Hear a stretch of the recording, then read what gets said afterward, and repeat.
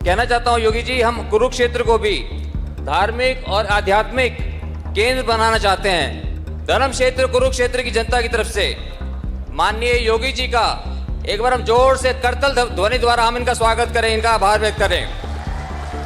मैं नवीन जी को धन्यवाद दूंगा कि उन्होंने कहा नहीं मैं जाऊंगा, रामलला का मंदिर है मैं जाऊंगा। वे अयोध्या गए, अयोध्या में उन्होंने दर्शन किया, रामलला की मूर्ति प्राण प्रतिष्ठा कार्यक्रम में शामिल हुए और इस पूरे कार्यक्रम को आगे बढ़ाने में अपना पूरा योगदान दिया।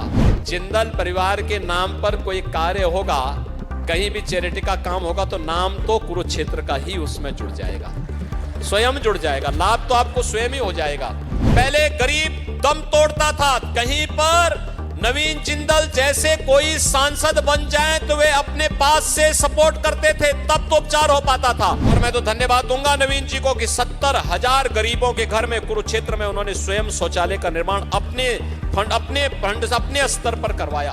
इस धरा ने असत्य पर सत्य की, अन्याय पर न्याय की, अधर्म पर धर्म की जीत का संदेश दिया हो, उसी संदेश का अग्रिम सूचना देने के लिए मैं आज नवीन जिंदल जी के समर्थन में रैली करने के लिए कुरुक्षेत्र में आया हूं।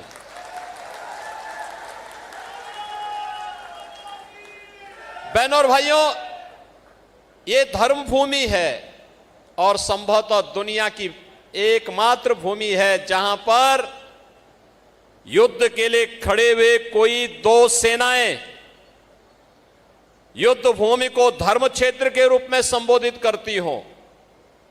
ये केवल भारत में ही हो सकता है और भारत में ही केवल कुरुक्षेत्र में ही हो सकता है। इसलिए धर्म क्षेत्र है, क्योंकि जो युद्ध लड़ा गया था वह धर्म के लिए लड़ा गया था। जब अयोध्या में रामलला के भव्य मंदिर के उद्घाटन का कार्यक्रम चल रहा था, उस दौरान हम लोगों ने सभी दलों को आमंत्रण दिया, सबको मिला था कि भाई आप भी आइए, आप भी आइए, आप भी आइए। तमाम दलों ने बहिष्कार किया, लेकिन मैं नवीन जी को धन्यवाद दूंगा कि उन्होंने कहा नहीं मैं जाऊंगा, रामलला का मंदिर है मैं जाऊंगा। क्योंकि मैं किसी पार्टी में बाद में हूं, पहले मैं सनातनी हिंदू हूं और अपने सनातन धर्म के लिए जो भी करना पड़े मैं करूंगा।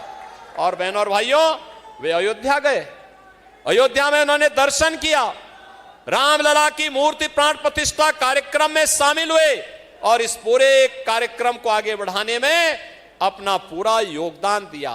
काशी को सजाने के लिए, बाबा विश्वनाथ के धाम को सजाने के लिए भी यह परिवार वहां के सुंदरीकरण में योगदान दे रहा है, वहां के घाटों के सुंदरीकरण के नाम पर। अब मुझे बताओ, जिंदल परिवार के नाम पर कोई कार्य होगा, कहीं भी चैरिटी का काम होगा तो नाम तो कुरुक्षेत्र का ही उसमें जुड़ जाएगा।